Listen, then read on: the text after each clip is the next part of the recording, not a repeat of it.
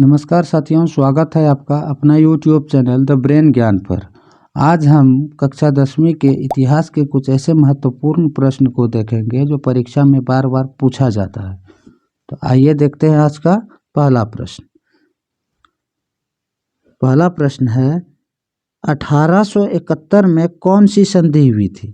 Frankfurt की संधि, Paris की संधि, वियना कांग्रेस या इनमें से कोई नहीं? तो इसका राइट आंसर हो जाएगा फ्रैंकफर्ट की संधि। अगला प्रश्न है 1830 की क्रांति के बाद फ्रांस में किस प्रकार का शासन स्थापित हुआ? संघीय शासन व्यवस्था, संवैधानिक राजतंत्र, गणराज्य या अधिनायकवाद का? तो इसका राइट आंसर हो जाएगा गणराज्य का। अगला प्रश्न है कि जर्मनी के एकीकरण के लिए कौन उत्तरदायी था? काउंट काबूर, बिस्मार्क, गैरीबाल्डी या मैजिनी? तो इसका राइट आंसर हो जाएगा बिस्मार्क। कौन था? बिस्मार्क था। अगला प्रश्न है फ्रैंकफर्ट की संधि किस वर्ष हुई? 1864, 1866, 1870 या 1871 में? तो इसका राइट आंसर हो जाएगा डी। कब हुआ था? 1871 में। अगला प्रश्न कहता है इटली के एकीकरण में निम्न में से किसका संबंध नहीं है? बिस्मार्क का, मैजिनी का, काबूर का या गैरीबाल्डी का? इसमें राइट आंसर हो जाएगा ए। किसका था? बिस्मार्क का। अगला प्रश्न है इटली और जर्मनी के एकीकरण के विरुद्ध निम्न में से कौन था? इंग्लैंड, रूस, ऑस्ट्रिया या प्रसा? तो इसका राइट आंसर हो जाएगा सी। कौन था? ऑस्ट्रिया था। अगला प्रश्न है कि जर्मनी के एकीकरण का प्रमुख वास्तुकार कौन था? मैजिनी, गैरीबाल्डी, लेनिन या बिस्मार्क? तो इसका राइट आंसर हो जाएगा बिस्मार्क था। अगला प्रश्न कहता है कि फ्रैंकफर्ट की संधि पर हस्ताक्षर कब हुई थी? 1863 में, 1864 में, 1871 में या 1872 में? तो 8 का आंसर हो जाएगा सी। कब हुई थी?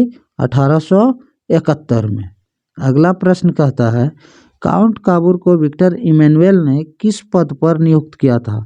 सेनापति, फ्रांस में राजदूत, प्रधानमंत्री या गृह मंत्री? तो इसका राइट आंसर हो जाएगा प्रधानमंत्री पर। अगला प्रश्न कहता है कि रक्त और लौह नीति का अवलंबन किसने किया था? मैजिनी ने, हिटलर ने, बिस्मार्क ने या विलियम ने? तो इसका राइट आंसर हो जाएगा सी। किसने किया था? बिस्मार्क ने। अगला प्रश्न है कि यूरोप का मरीज किसे कहा जाता है? तुर्की को, इटली को, इंग्लैंड को या फ्रांस को? तो इसका राइट आंसर हो जाएगा किसको? तुर्की को। अगला प्रश्न देखिए क्या है। कहता है यंग यूरोप का संस्थापक कौन था? मैजिनी, गैरीबाल्डी, विक्टर इमैनुएल या मुसोलिनी? तो 12 का राइट आंसर हो जाएगा ए। कौन था? मैजिनी था। अगला प्रश्न देखिए क्या कहता है। कहता है टीपू सुल्तान कहाँ के शासक थे? मैसूर के, शिमला के, कश्मीर के या इनमें से कहीं के नहीं? इसका राइट आंसर हो जाएगा 13 का ए। क्या हो जाएगा? मैसूर के शासक था। कौन? टीपू सुल्तान। अगला प्रश्न देखिए। कहता है किस युद्ध के बाद जर्मनी का एकीकरण हुआ? क्रीमिया युद्ध, सेडोवा का युद्ध, प्रसा डेनमार्क का युद्ध या सेडान का युद्ध? तो इसका राइट आंसर हो जाएगा सेडान का युद्ध। कहाँ का युद्ध? सेडान का युद्ध हो जाएगा। इसका डी ऑप्शन सही होगा। अगला प्रश्न कहता है कि गैरीबाल्डी पेशे से क्या थे? सिपाही, किसान, जमींदार या नाविक? तो इसका राइट आंसर हो जाएगा नाविक। अगला प्रश्न है कि जर्मन राइन राज्य का निर्माण किसने किया था? लुई 18वां, नेपोलियन बोनापार्ट, नेपोलियन तृतीय या बिस्मार्क ने? तो इसका राइट आंसर हो जाएगा बी। नेपोलियन बोनापार्ट ने किया था। अगला प्रश्न कहता है कि सन 1870 में फ्रांस और प्रसा के बीच युद्ध कहाँ हुआ था? सेडान में, सेडोवा में, साइडाइन में या फ्रैंकफर्ट में? तो इसका राइट आंसर हो जाएगा ए। कहाँ हुआ था? सेडान में हुआ था। अगला प्रश्न देखिए क्या है। कहता है इटली के एकीकरण में किसने योगदान किया था? मेजनी ने, गैरीवाल्डी ने, काउंट काबूर ने, या इनमें से सभी ने? तो इसका राइट आंसर हो जाएगा डी। क्या हो जाएगा? डी इसका राइट आंसर हो जाएगा। इसका आंसर हो जाएगा डी। अगला प्रश्न कहता है कि वियना सम्मेलन कब हुआ था? 1815, 1848, 1870 या 1871 में? तो इसका राइट आंसर हो जाएगा ए। कब हुआ था? 1815 में। अगला प्रश्न देखिए क्या कहता है। कहता है जलवे ऋण संबंधित था क्रांतिकारियों से, व्यापारियों से, विद्वानों से या पादरियों से? तो 20 का राइट आंसर हो जाएगा क्या? बी। किससे था? व्यापारियों से। अगला प्रश्न कहता है कि जिनेवा संधि कब हुई? 1954 में, 1952 में, 1950 में या 1985 में? तो राइट आंसर हो जाएगा 21 का ए। कब हुआ था? 1954 में। देखिए अगला प्रश्न क्या है। कहता है युद्ध और शांति यानी वॉर एंड पीस पुस्तक किसने लिखी?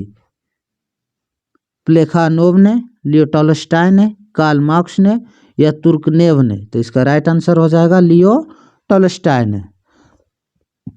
अगला प्रश्न कहता है कार्ल मार्क्स की पुस्तक का नाम क्या था? तो इसका राइट आंसर हो जाएगा यानी इसका ऑप्शन है युद्ध और शांति, दास कैपिटल, कम्युनिस्ट मैनिफेस्टो या बी और सी दोनों? तो इसका राइट आंसर हो जाएगा दास कैपिटल। अगला प्रश्न देखिए क्या है।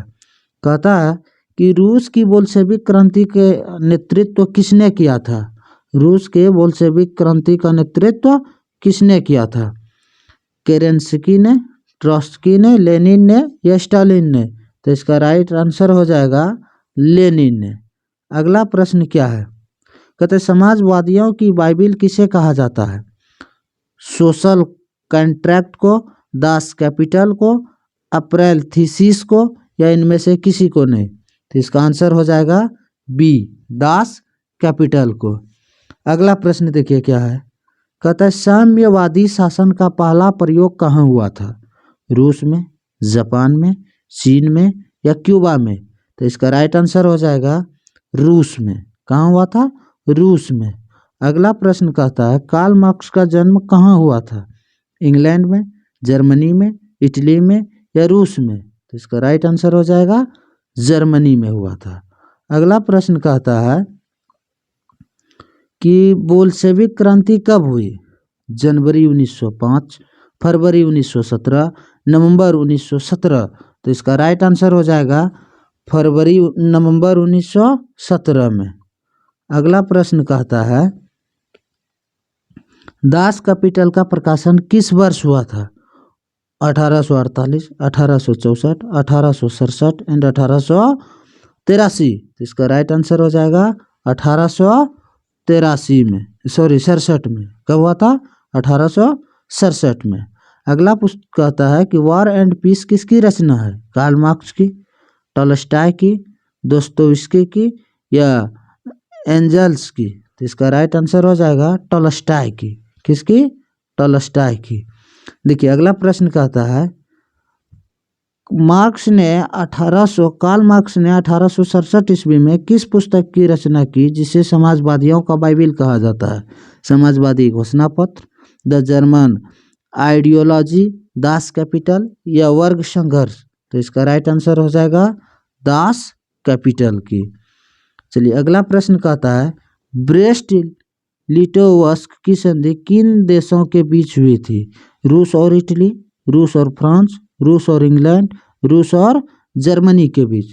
तो इसका राइट आंसर हो जाएगा रूस और जर्मनी के बीच। कहाँ हुआ था? रूस और जर्मनी के बीच में हुआ था। देखिए अगला प्रश्न कहता है कि निम्नलिखित में से किसे साम्यवाद के संस्थापक के रूप में माना जाता है? लेनिन को, स्टालिन को, जेदांग को या कार्ल मार्क्स को? तो इसका राइट आंसर हो जाएगा कार्ल मार्क्स का। अगला प्रश्न है कि साम्यवादी घोषणा पत्र के लेखक कौन थे? साम्यवादी घोषणा पत्र के लेखक कौन थे? लियो टॉलस्टॉय, ट्रॉट्स्की, लेनिन या कार्ल मार्क्स एंड एंगल्स? तो इसका आंसर हो जाएगा डी।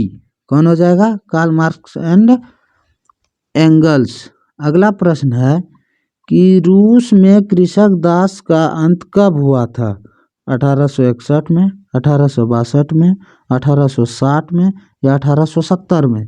इसका राइट आंसर हो जाएगा 1861 में हुआ था।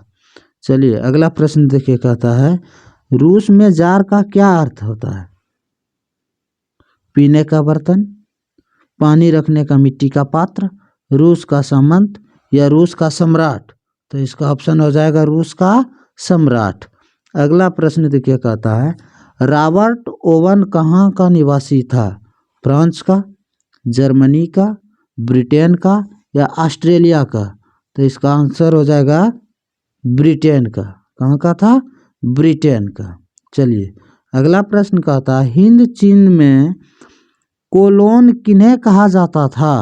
विद्यार्थियों को, सैनिकों को, फ्रांसीसी नागरिकों को या चीनी नागरिकों को? तो इसका आंसर हो जाएगा सी। किसको कहा जाता था?